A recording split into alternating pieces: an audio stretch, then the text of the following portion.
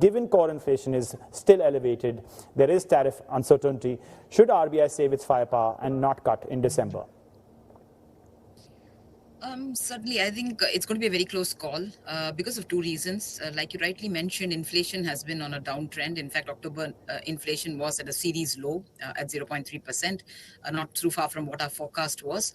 And then you're also looking at a November that's going to be quite tepid, I would say under 0.5% as well at this point.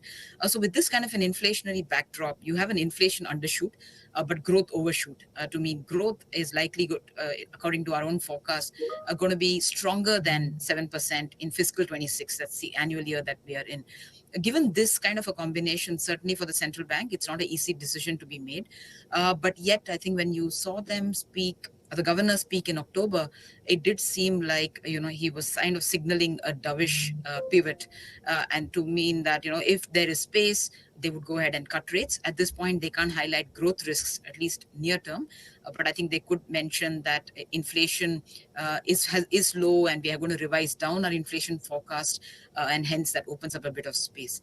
Of course, they could also flag forward-looking inflationary risks. And the third dimension to watch out for is the US-India trade deal, something that you mentioned at the very beginning. If that comes out, suddenly that lowers the pressure for them to cut rates. So net, we do think that this is going to. I think the data has created a bit of a policy debate, but we see a slightly more than even chance that there's likely to be a cut. All right, slightly more than even chance. With uncertainty about a Fed cut in December, should the RBI hold off cutting to avoid further weakening of the INR? A separate question related to the rupee.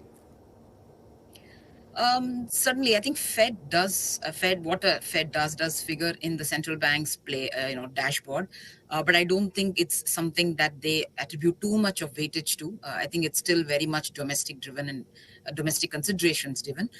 From that point of view, I think what will matter to them certainly is what the growth is doing and what inflation outlook is going to be. Insofar as the currency is concerned, I do think, when we follow the currency movement this year, up until April, May, in fact, you see dollar rupee kind of tracking what the broader dollar was doing. And thereafter, as these tariff rates became known, you've actually seen a tear between where the dollar is and where rupee is, and some amount of underperformance in the rupee. I do think that a trade deal, if imminent, if announced sometime mid-November, would provide us a bit of a breather to the currency. And weakness in the currency at this point, when energy prices are low, means that inflationary risk is also not that big. So I would say, yes, currency matters, but I think they would perhaps prefer to do a bit of an intervention attempt on it rather than try to fine-tune the currency because of policy rates. So yes, I do think that it will matter to them, but weightage will not be as high as the other macro considerations.